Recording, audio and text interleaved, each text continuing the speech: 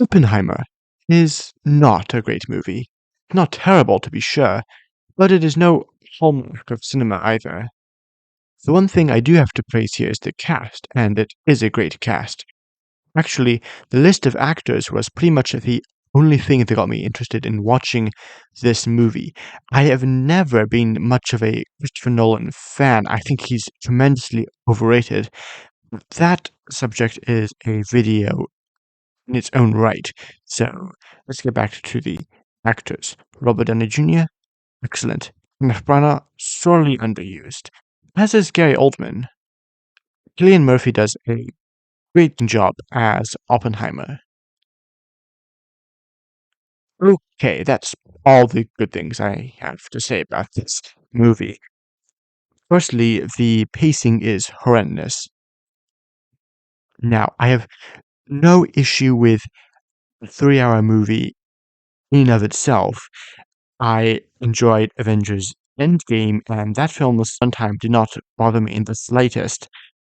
However, for a film to be that long, it has to justify it. It has to make the best possible use of that time, because that is a lot of time to be sitting in a movie theater. Um, I actually walked out of Avatar: The Way of Water because he just kept going and going and going with nothing actually happening in terms of plot or character. And the only reason I continued to watch Oppenheimer was because of the actors. This movie is a 2 hour movie about the building of the atomic bomb with the Manhattan Project, and it is also a separate hour of all the stuff happening after that and certain incidents in Oppenheimer's life before that, and the opening scenes and the last hour of the movie are so boring. Robert Downey Jr. is the only interesting aspect of the last hour, and he does a great job again, but it's not enough to justify the length.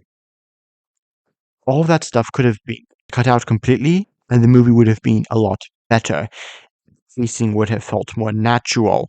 It would have had more of a punch to it, as opposed to this laborious weight pushing down on the audience. The score is also not a lot of fun. It's much like the pacing in that it just bears down on you as opposed to elevating the scenes. The writing also is not very good. It's very clinical, which is par for the course for Christopher Nolan's movies. And that's not a great thing here in a character driven biopic such as Oppenheimer. Really, Christopher Nolan is in this movie, especially relying on the strengths of his actors, and his actors in this movie do have considerable strength to carry the movie for him, which is an issue. The opening and the closing scenes are actually very similar to the most horrendous parts of Avatar 2, because very little is happening in terms of plot or in terms of character. And the last hour, which is devoted to hearings and trials and whatnot, feel particularly disjointed as compared to the first 2 hours, really the middle hour and a half.